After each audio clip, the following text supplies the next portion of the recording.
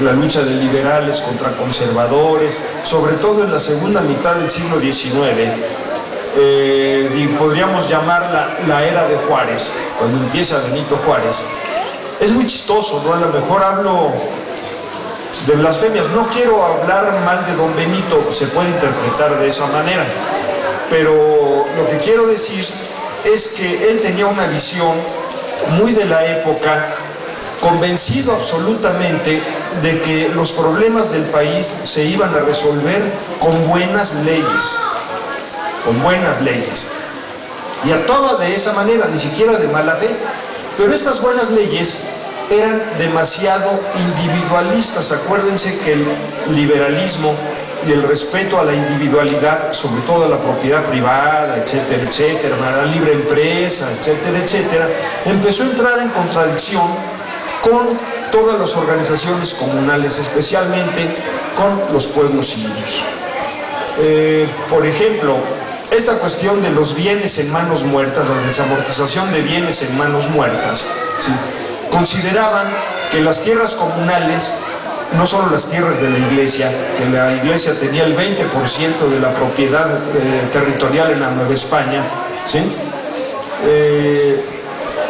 Sino las tierras comunales eran bienes en manos muertas, porque ustedes saben que esas tierras son tierras del pueblo y se usan de diferente manera, no son propiedad privada, son para que los animales pasteen, para que la gente recoja su leña, para que se usen socialmente y tengan una protección, y en todo caso sean una frontera agrícola, que si se requiere más tierra para labranza, pues se abren estas tierras, pero de todos modos son parte de la comunidad y es muy importante el conservarlas.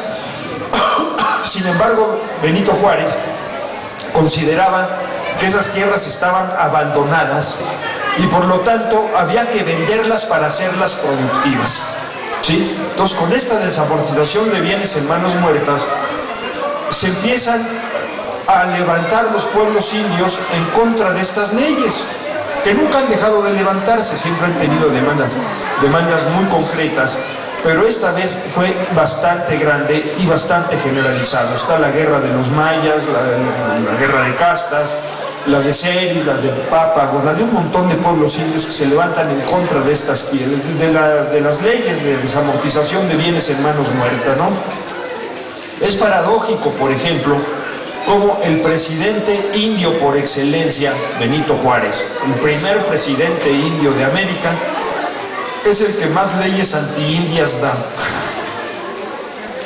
Pero hay que entenderlo no desde una perspectiva de que estuviera en contra de los indios, sino es la ideología liberal. El liberalismo nunca se ha llevado con lo comunal, ¿sí? Y eso es muy importante recordarlo para cuando finalice yo esta plática poner ciertos ejemplos contemporáneos, porque si bien el liberalismo del siglo XIX levanta a los pueblos indios, el neoliberalismo, que es lo mismo, ¿sí?, en el siglo XX también, acuérdense del EZLN y un montón de cosas, ¿no? Pero bueno, el hecho es que después de estos levantamientos de indios y demás, hay un conflicto permanente entre la propiedad comunal y la propiedad de los indios, perdón, y la propiedad privada, ¿sí? De hecho, en el Porfiriato, por ejemplo, el mejor ejemplo lo tenemos en Morelos, ¿sí?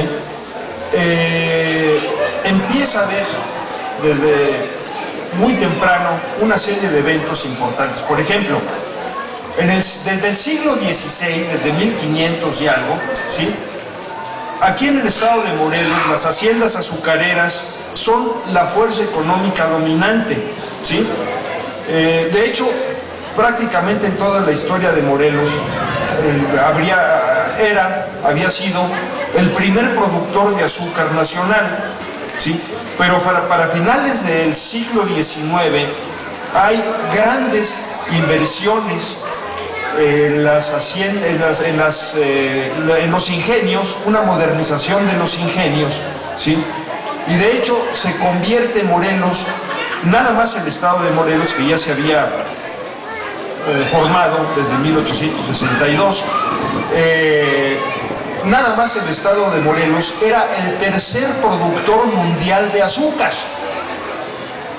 Después, en primer lugar, estaba Puerto Rico, en segundo lugar estaba Hawái, y en tercer lugar, no México, no la República Mexicana, nada más el estado de Morelos.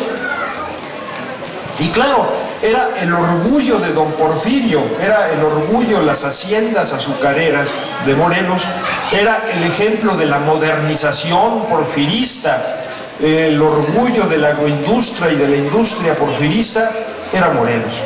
Y el gobierno obviamente siempre apoyaba a las haciendas, y las haciendas obviamente crecen, se forman grandes trapiches, cada vez más eficientes y más grandes, y obviamente si esto crece, requieren más caña de azúcar. ¿Y de dónde sacan la caña de azúcar? Pues de las tierras de al lado, aunque sean de los pueblos. Y empiezan a recorrerse los límites de las haciendas con el apoyo del gobierno de una manera muy autoritaria, ¿sí?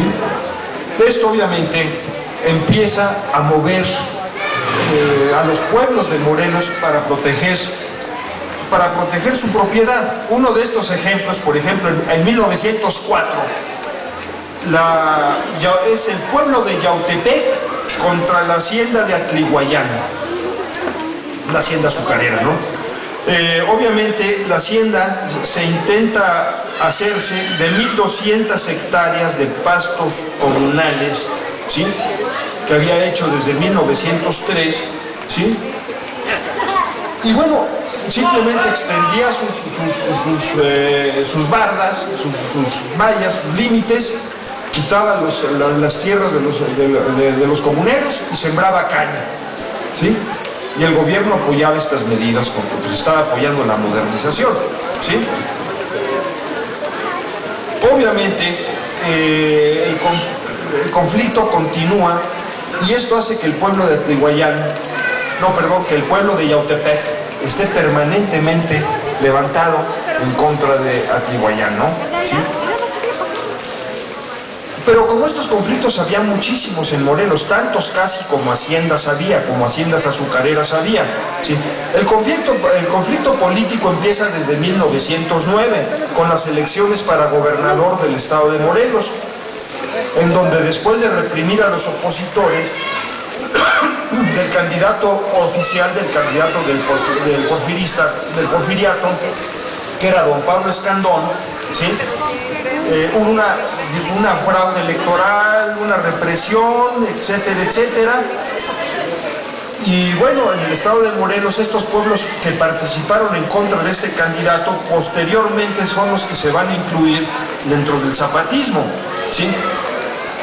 Y curiosamente, pocos meses después de estas elecciones, en un pueblo de 400 habitantes, imagínense, un pueblito, se celebra una elección, esta vez sin fraude y libre y sin participación del gobierno, sino con la participación de los vecinos en la asamblea, a la manera autónoma como se hacía desde la colonia.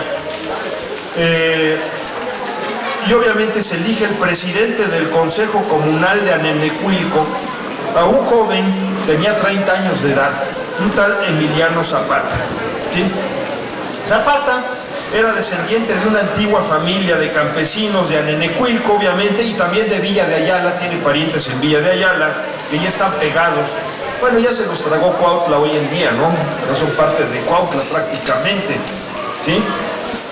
Y bueno, los antepasados de Zapata obviamente habían luchado en la guerra de independencia y en la reforma, ¿sí?, y tenían algo de tierra y ganado, pero no eran exactamente terratenientes ni ricos, digamos que eran la clase media campesina de aquellos tiempos, ¿no?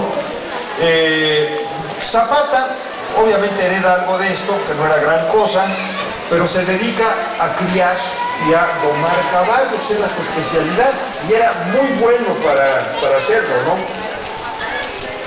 Lo gozaba de mucho prestigio, obviamente, ¿sí? Tenía gran prestigio entre los campesinos, y bueno, poco tiempo después, ya casi en 1910, hay un pleito del pueblo de Anenecuilco contra la hacienda del hospital.